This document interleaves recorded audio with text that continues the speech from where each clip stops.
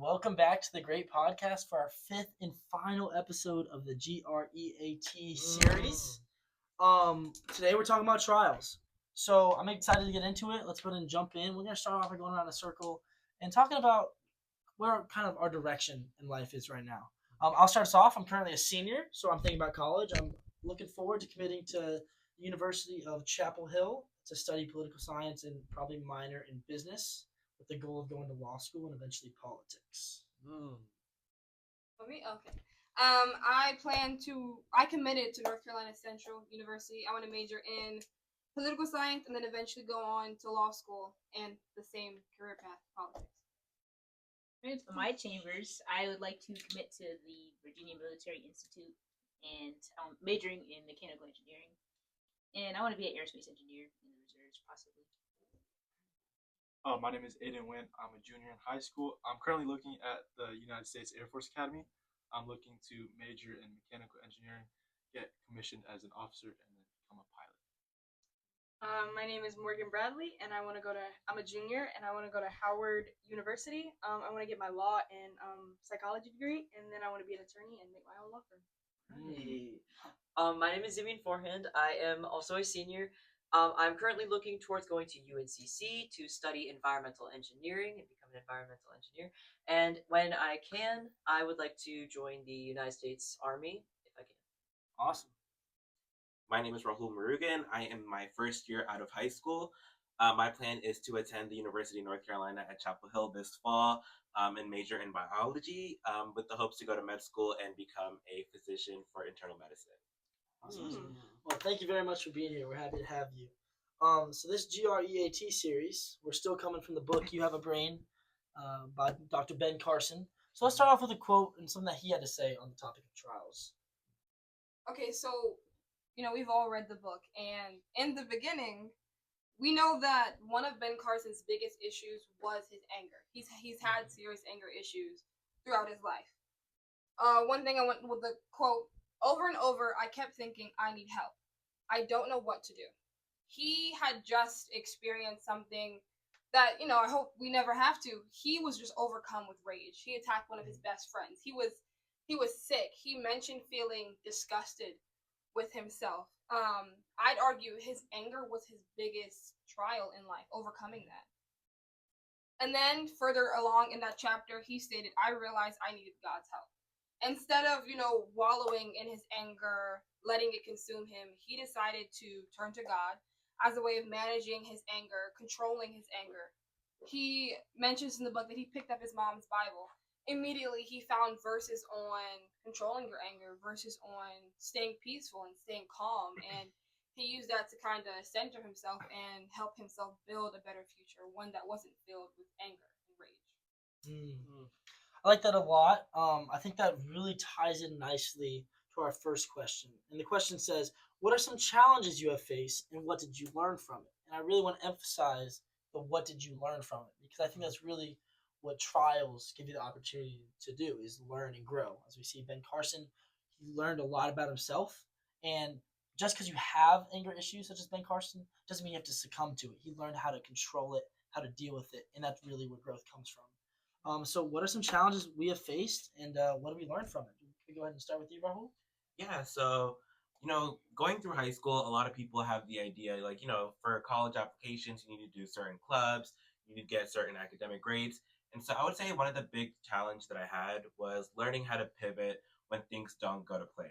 So, when I was a sophomore, I was applying to different clubs for officer positions, things like that. But let me give you an example. When I was in my sophomore year, I applied to be an officer in DECA. And so at that point, I had not gotten the position that I had hoped. But instead of changing and going into a, rage or feeling upset about it, I changed my plan so that I could incorporate another item into an activity that I would do that year and know what I could do to grow as a person so that I could get my position during my junior year. And doing that, I was able to grow as a person and end up eventually becoming co-president of the chapter my junior year. Another thing with that, going with academics, personally, I had some health issues going on in my senior year, which led me to take a gap year for post-college. And so one thing that I would say is, a lot of people will get obstacles in their life, and a lot of people will have things that they'll need to face. But the biggest thing you should do is to pivot and to always make sure that you create multiple goals for yourself and find a way to overcome your challenges instead of, not facing them headstrong. Mm.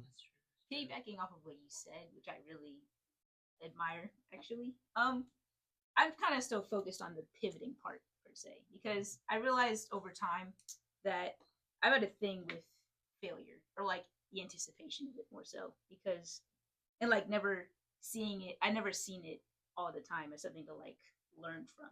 I only see it as like, oh, what if this happens? So in that case, you shouldn't do it. Like that hinders my motivation. So in order to learn from that, I would do things like pray, write about it, which that's like a strategy that I would employ. You said that I really relate to the part where you said the fear of failure is more of like your hindrance than failing. And you Bowen also had talked about how Ben Carson's biggest trial was his rage, or that you would argue that it was his rage. I think that ties into self-destruction because that is like your biggest trial in life isn't most likely isn't going to be other people. It's going to be yourself. Could be fear of failure, could be things that you struggle with in life, and it's those fears and everything that you do to stop yourself from doing like whatever you're trying to go after or whatever your goals are is going to be like your biggest trial. You had said pivoting, and I wrote this thing like pivot instead of stopping. So like if I'm going in a line, if I'm walking, I wanna, and there's like a big block and like bricks in front of me, I'm gonna turn around or go the other way, hit a right face instead of stopping my movement. So I really like what you said, and that ties into what you guys said. I actually want to come back to you, Rahul, real quick because I'm someone that's known you for a little bit, and I really appreciate you being open and honest with us here. And so I want to kind of come back to the idea of pivoting, and specifically, I want to kind of hear if you have anything specific about your mindset or some of the strategies that you've really had to utilize. Because I have, like, even from an outside perspective, I've seen you pivot. In high school, you were academically performing at your best. You were in charge of all these awesome clubs with the goal of going to Chapel Hill, and that's not been failed, but it's been pushed off. And for those of you who don't know, Rahul is now a massive part of the reason that Malik Creek DECA is succeeding this year, even though we lost an advisor.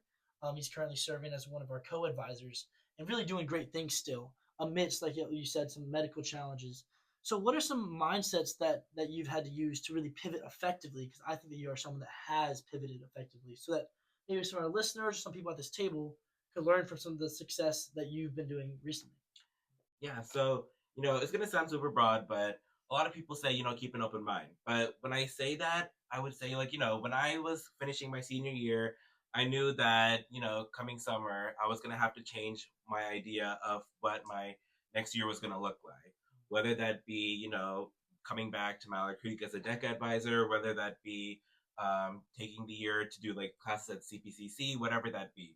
So while my plan wasn't set for that idea, I knew that whatever I was going to have to do, I was going to have to use my time effectively so that I can reach my future success goals. Like, I know that, when you have a challenge in front of you, you might seem disgruntled or disoriented about what might happen. But that was how I was. I was wondering, am I going to fall behind my peers? Am I going to spend this next year at home and waste my time, not get to do anything that a lot of other students my age are going to do?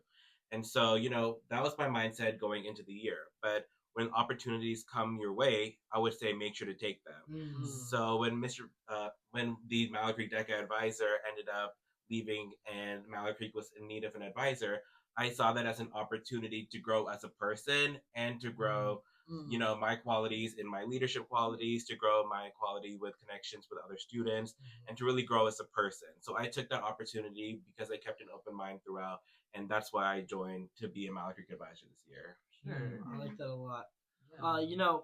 It's a key idea that I hear from you that I've also had to kind of figure out for myself. And in addition to that, it also comes out of the Bible that challenges or trials, or as I say in the Bible, tribulations, is an opportunity for growth. In the book of James, it says, "Consider it pure joy when trials and tribulations come your way."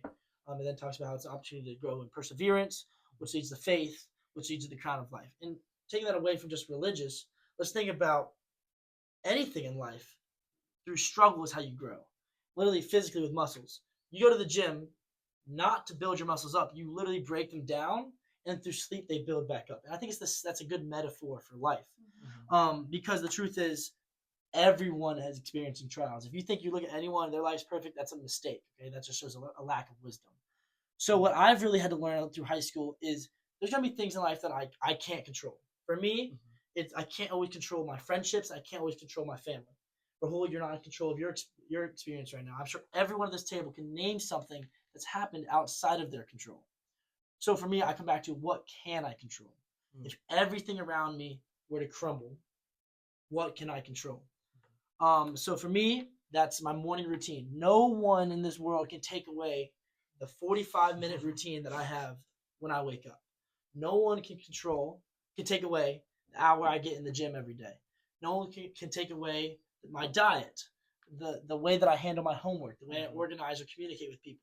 The way I react is in my control, but not always what I'm reacting to.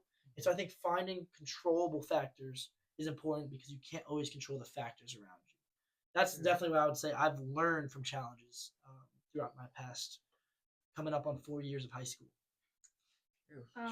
You kept saying when you were talking about the things that you can control, they were all about you, and I think that's like a really big part. Like you control. I'm gonna sound like a theater kid here, but there's a quote from one of my favorite musicals. It's from Hamilton, and he says, "I am the one thing in life I can control." And I think that's obviously broad, but it's like you are the one thing. Like if you focus on yourself, you're going to improve. If you focus on your struggles, like you said, with the muscles and how you break them down and how they can grow, like that is something you can control. That is your willpower, your dedication, and your discipline, especially to yourself. And you are the one thing you can control.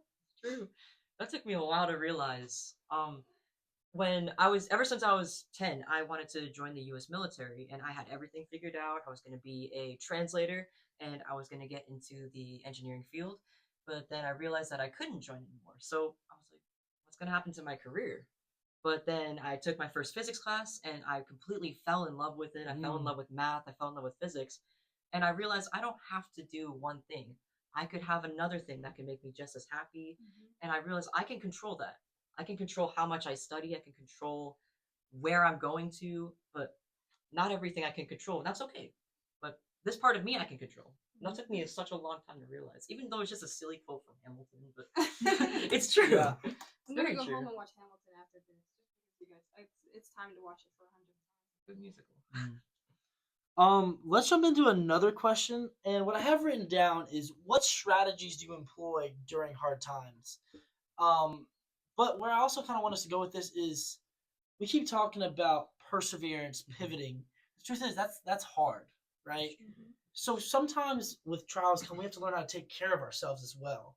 So if you have a specific strategy that helps you pivot, that helps your mindset, I want to hear that. But I also want to hear, how do we take care of ourselves? That can be as simple as, your favorite snack, your favorite YouTube channel, your favorite show. But I just want to hear, how do we balance? We've talked about discipline so much over this 5 podcast series. How do we balance discipline with self-care?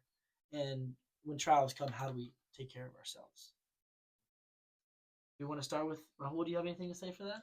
So one thing I would say is, especially during my high school experience, I let myself get overwhelmed a lot, whether it be with clubs, with academics, just due to the pressure of having to surpass the expectations of not only being Indian and a bunch of people, making sure that, if you're Indian, you have to be this, you have to be that, but also just being somebody who wants to get into a top college. And, one thing that I made sure to do was to find time for myself to do something that I love.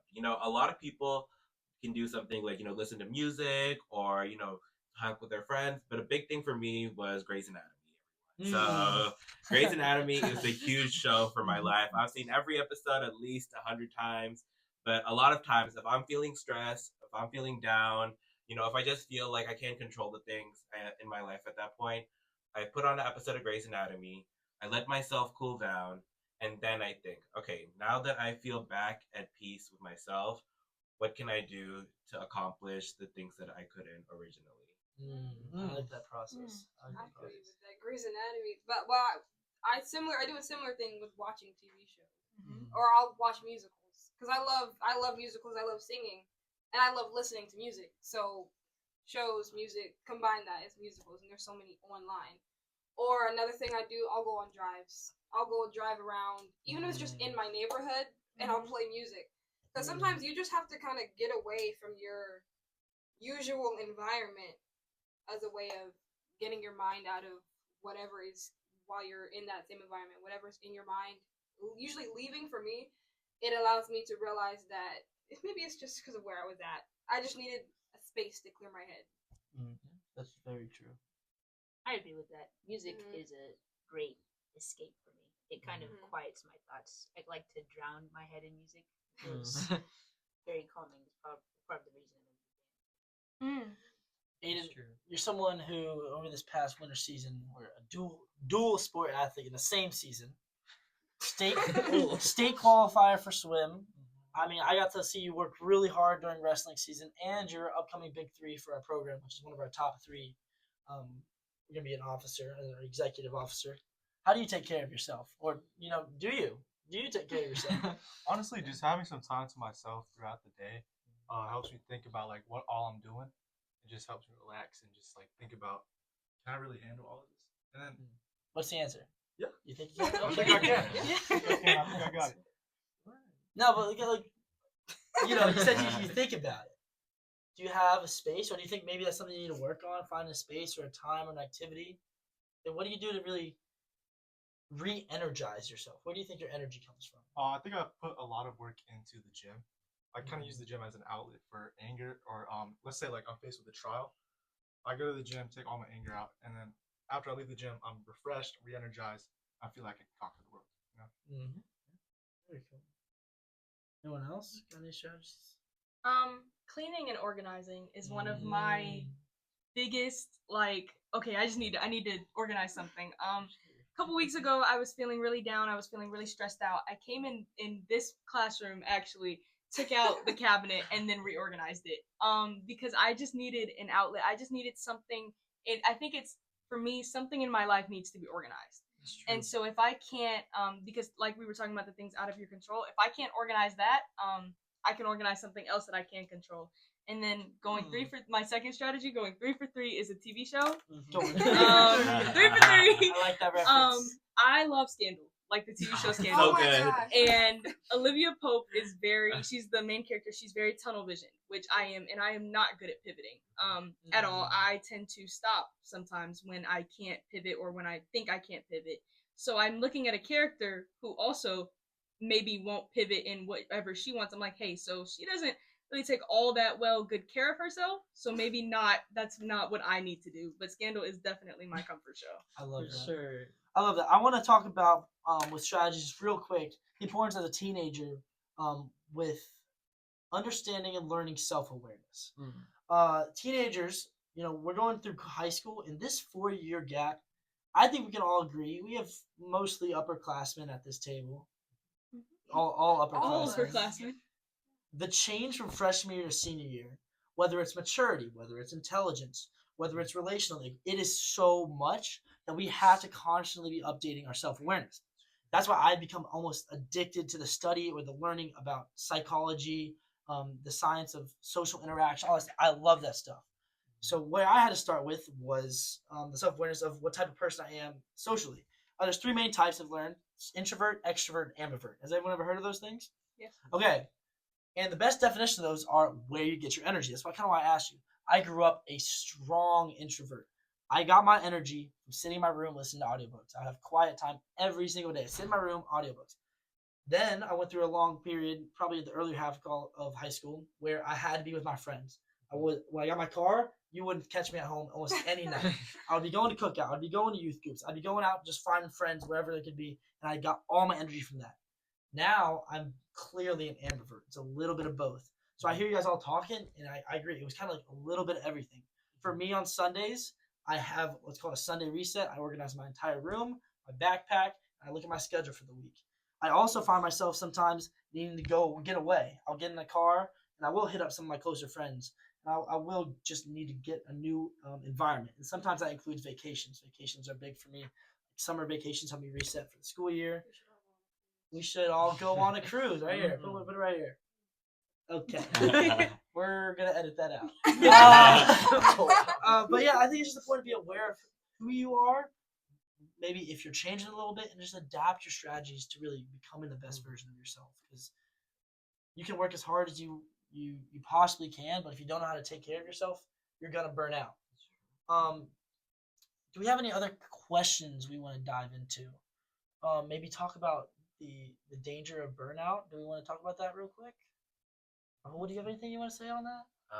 Yeah, so I'll talk about the danger of burnout, and then I'll add one thing that I was going to what you were saying about, getting basically a lot of people internalize what they're going through, whether it be a friendship issue, whether it be an academic issue, whether it be a confidence issue. But I will say that's how I started off in my freshman year. If I was going through any problems, I would keep it to myself, come to school, be positive, and nobody would realize, something's actually going on. But something that I grew to learn is that when you find somebody that you can trust and you talk to them, you tell them, hey, I'm going through this, I'm feeling this way, and you really let yourself be open with another person, then you'll take basically a chip off of your shoulder. You'll take some of that pressure that you're putting on yourself that maybe others are putting on you, and you'll let it be out in the air so you don't feel so internalized anymore, so compressed in yourself, but can be open as a whole person. And it really takes off a lot of the pressure, because when I did that, I vented, whether it be like a friendship thing, and I vented and got all of it off my chest.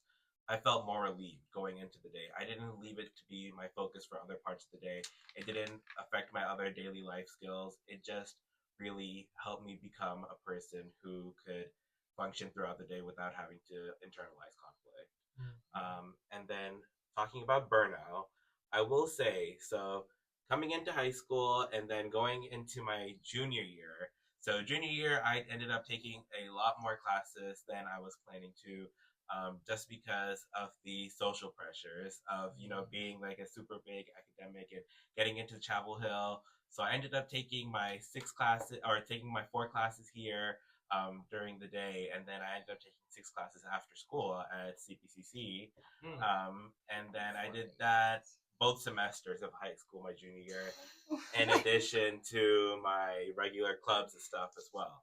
And so doing all of that my junior year led to, once I finished those classes and things like that, my senior year, I was in complete burnout. Like, senioritis hit even before the first day of senior year. It was a lot for me. So that time, I would say, when you experience burnout, it's going to be, whether it be academically, whether it be something with a friendship. I will say, you want to make sure you balance your life. If you don't have a good balance, yeah, you may succeed in something right now, but it's going to catch up with you at the end of the day. So, yeah, I was able to complete all my classes and do well my junior year. But by senior year, I was struggling to keep up with my classes. I was struggling to make it to club meetings and things like that, just because I was so burnt out from putting so much of myself into my junior year. And basically, I wasn't seeing the worth. I'm putting this much effort, and I'm not getting to experience benefit my senior year. Next step is college. And so I feel like if you have a balanced life, if you make sure that, you set goals for yourself, set a responsible way to accomplish them, then you can prevent being or having a sense of burnout, because when you're not stretched too thin, you have enough time to balance yourself and balance the goals you have set out for your life. That is so good. That is so good. Do we have maybe 1 or 2 quotes we want to share from You Have a Brain as we begin to wrap things up? Just kind of reflecting on everything we've learned from this book, especially with this being our last episode. Do we have a couple of quotes we want to share? I have one that kind of. Oh no. Well, you can go both. Let's go one and then 2. I have one that kind of relates to the pivoting, and it's do you have a brain? Then you can think your way out of it. The reason we have one is so we can figure out how to do things. I believe that stopping isn't the best choice, right? No one should stop. You should instead pivot your energy into something else. True. I love that. My quote was taken from the chapter on honesty. I don't remember which chapter it was specifically, but it's not merely defined by what you don't do, but also by what you consistently will do. The consistency kind of makes me think of what you just said about keeping a balanced schedule so that you don't get burnout and everything. If you don't consistently do that, then that's going to happen to you. And that just makes me think, maybe we should just be more honest about what we will consistently do in order to, not do burnout. I love that. Sorry, I didn't have a quote. Well, I don't have a formula like you've done in past episodes. And so my formula is the opportunity to grow, which would be your trials when you take that opportunity, plus taking care of yourself is going to equal self-awareness and growth. That's my formula.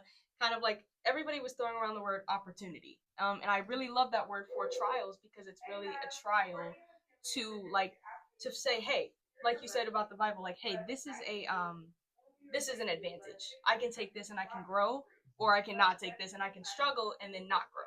But it's the whole goal is to grow, and so I think that was like a really good word. Awesome. On that formula, I'm going to go ahead and wrap up this episode on trials. We talked about pivoting. We talked about controlling the things we control. We talked about the intentionality on everything we do. And, man, that is a good place to leave this podcast. I just want to go back over it. We've talked about goals. It's important to try to have a set direction for your life. It's important to reflect on those goals when things are going good and when things are going bad. It's important to come at everything with effort. Give it your best whenever you are feeling good and when you're not feeling good, really talking about discipline there. Have ambition means not limiting yourself. And then lastly, today we talked about trials, and we just got into all that stuff. Things are going to happen in life, and we got to be able to deal with it, but also move forward and pivot with purpose. Rahul, thank you very much for being here. You had a lot of really insightful things to say. We are looking forward to this being the end of the G.R.E.A.T series, but not the end of podcasts coming from Mallard Creek JROTC. This is just season 1. This is Season yes, one. think of it as season 1. We got more stuff coming. Thank you all, as always, for being a part of this team. This has really been a fruitful conversation, and I hope that everyone listening has gotten the opportunity to really take what they've heard and find a way that they can apply it to their life. Yeah. Good job. That was great. Great job. Great. That was job. great. Great job. You got to edit that part out. Thank you guys so much for watching That's this great That's going on there. podcast. We hope you had as much fun watching as we did making it and learned something in the process, whether that was reflecting on your past or learning how to set goals towards your future. But don't worry, there is much more to come.